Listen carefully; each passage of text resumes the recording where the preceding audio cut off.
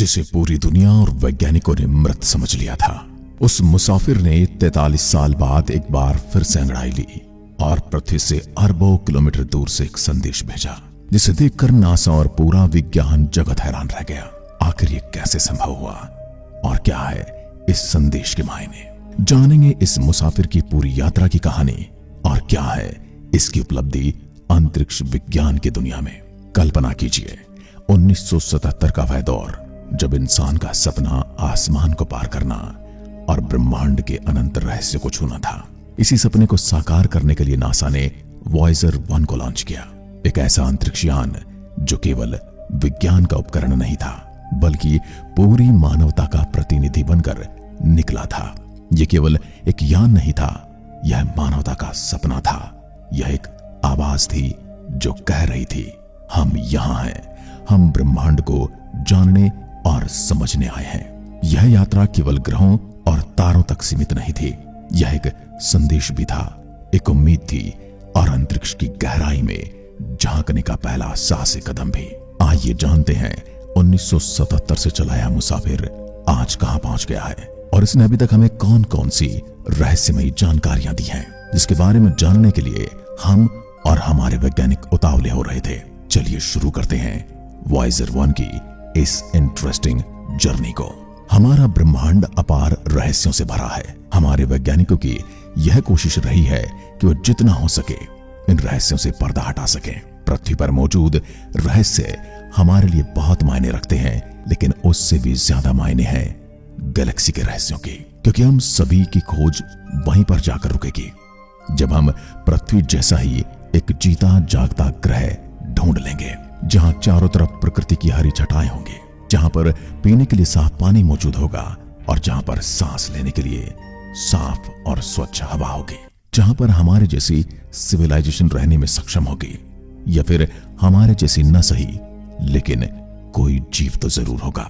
कुछ ऐसे ही इरादों के साथ अमेरिका की स्पेस एजेंसी नासा ने एक ऐसा मिशन बनाया जो हमारे ब्रह्मांड के सबसे विशाल ग्रहों की बारीकी से स्टडी करने वाला था। इस मिशन को बनाने में पूरे 5 साल का समय लगा। आखिर 1977 में वो दिन आ ही गया जब यह मुसाफिर अंतरिक्ष की यात्रा के लिए तैयार था। 5 सितंबर 1977 को वॉयेजर 1 नाम के इस अंतरिक्ष यान को नासा द्वारा लॉन्च कर दिया गया। पृथ्वी से स्पेस की तरफ पहुंचते इस मुसाफिर का एक ही मकसद था, सौर मंडल के विशाल ग्रह बृहस्पति, शनि, अरुण और वरुण का अध्ययन करना। उस समय ग्रहों की दुर्लभ स्थिति सीधी यात्रा के लिए अनुकूल थी, जिसे ग्रेविटेशनल स्लिंग शॉट कहा जाता है। इस खगोलीय संयोग का उपयोग करके वॉयेजर यान को तीव्र गति से आगे बढ़ने में मदद मिलने वाली थी। हालांकि यह मुसाफिर ब्रह्मांड के सबसे बड़े और विशाल ग्रह जुपिटर पर अपना रौब जमाने वाला था, सैटर्न के छल्लों का राज खोलने वाला था और वही इन अनोखे ग्रहों के रहस्यमयी वातावरण की जानकारी भी हम तक पहुंचाने वाला था। लेकिन यकीन मानिए, इस मिशन का उद्देश्य केवल सौरमंडल के विशाल ग्रहों बृहस्पति और शनि का अध्ययन करना नहीं था, बल्कि यह यात्रा उन प्रश्नों का उत्तर खोजने के लिए भी थी जो मानव सभ्यता को सदियों से परेशान कर रही थी। जैसे कि क्या हम ब्रह्मांड में अकेले हैं? क्या हमारे जैसे कई और भी ग्रह हैं?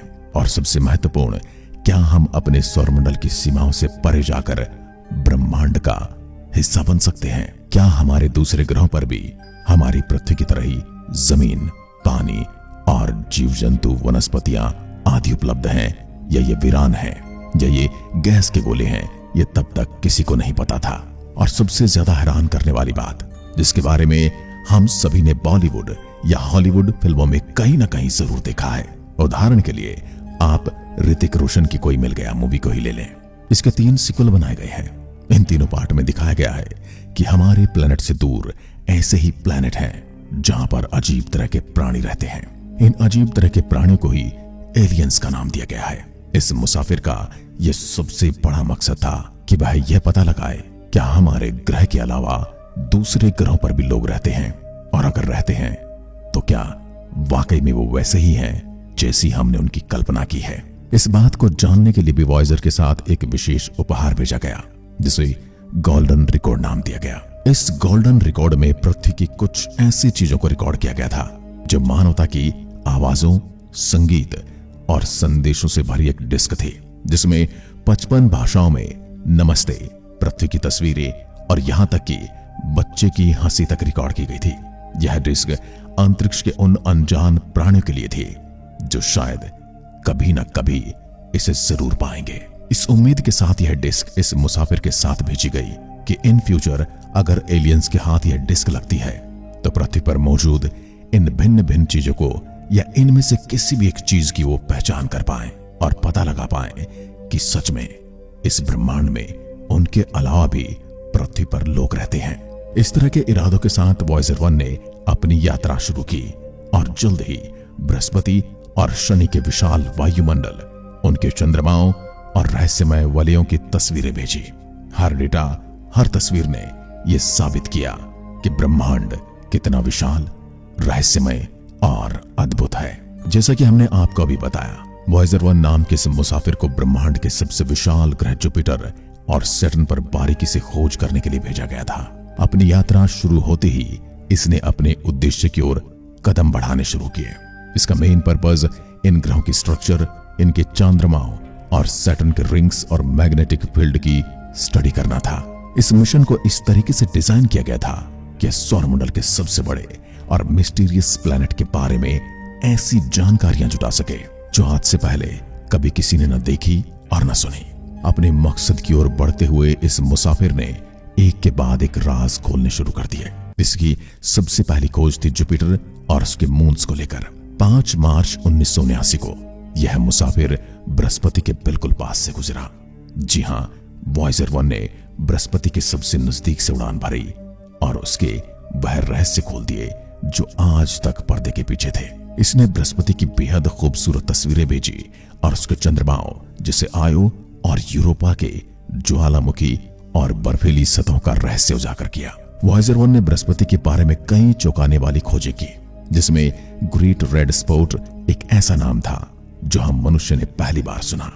दरअसल यह एक विशाल तूफान है जो सदियों से एक्टिव है। यह तबाही मचाने वाला तूफान जुपिटर पर आता है। इस तूफान के चलते जुपिटर पर मानव सभ्यता का एग्जिस्ट करना लगभग नामुमकिन है। लेकिन यह तूफान क्यों आता है, इसकी बारीकी से जांच करने के लिए तो यह मुसाफिर तैयार किया गया था और यह अपना काम बखूबी कर रहा है। इसलिए वॉयेजर ने इसकी तस्वीरें भेजी ताकि पृथ्वी पर बैठे साइंटिस्ट इन तस्वीरों को एनालिसिस कर सके और जान सके आखिर इसमें एक्स्ट्रा ऑर्डिनरी क्या है और आखिर क्या वजह है इन तूफानों की। वॉयेजर 1 ने बृहस्पति के चंद्रमाओं पर ज्वालामुखी गतिविधियों का पता लगाया।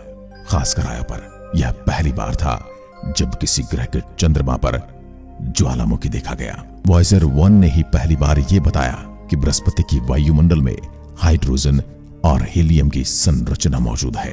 करीब 18 महीने तक जुपिटर पर रिसर्च करने के बाद यह मुसाफिर अपना रुख करता है शनि की ओर।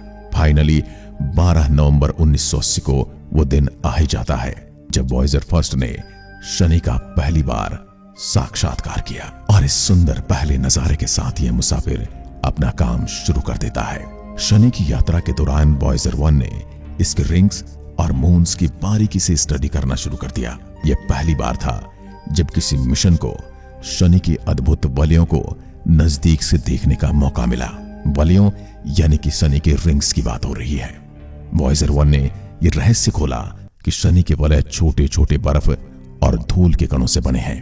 इसके चंद्रमा टाइटन का भी अध्ययन किया जो बेहद खास था क्योंकि उसकी सतह पर वातावरण मौजूद था।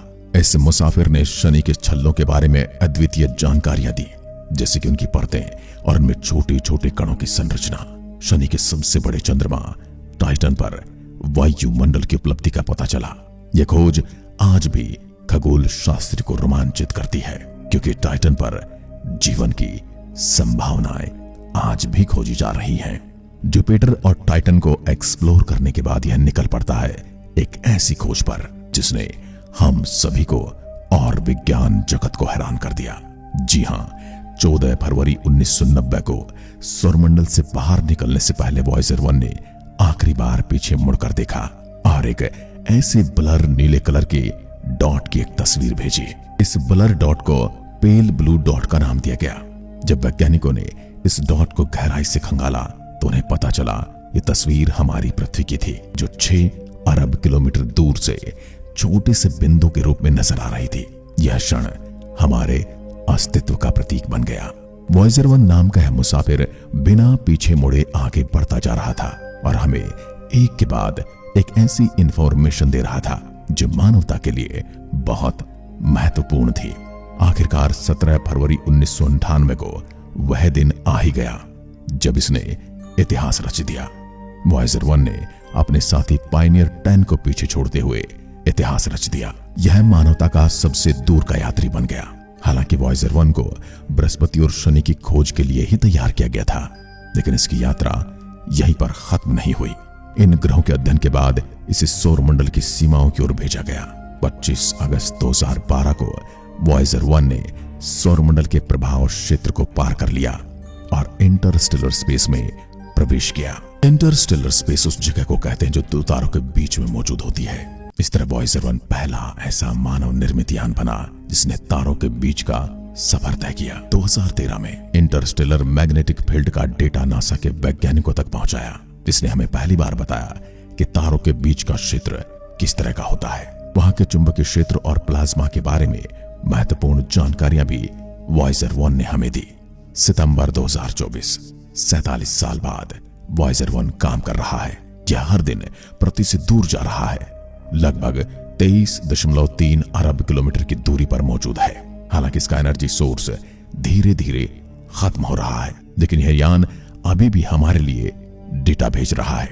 वॉयेजर मिशन का विचार केवल विज्ञान तक सीमित नहीं था, बल्कि यह इंसान के जिज्ञासु स्वभाव, अनंत अंतरिक्ष की जानने की चाह और इसे समझने की कोशिश थी कि हम ब्रह्मांड में अकेले हैं या कोई और भी है जो हमारी तरह इस ब्रह्मांड में जीवन जी रहा है। आज वॉयेजर यान हमारे सौर मंडल से बाहर निकल चुका है और यह हमारी सबसे दूर तक पहुंचने वाली मानवता की दूत है। एक संदेश, एक उम्मीद और एक अनंत आकाश की ओर एक अनंत यात्रा, यही है वॉयेजर मिशन। वॉयेजर 1,40,000 साल बाद भी किसी तारे के करीब पहुंचेगा। यान हमेशा हमें याद दिलाएगा कि कैसे हमारी छोटी सी दुनिया ने ब्रह्मांड में एक विशाल कदम उठाया।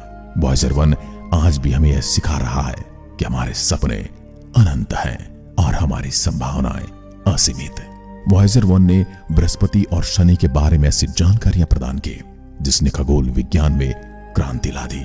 यह मिशन मानवता की जिज्ञासा, तकनीकी कौशल और ब्रह्मांड को देखने समझने की अदम्य इच्छा का प्रतीक है।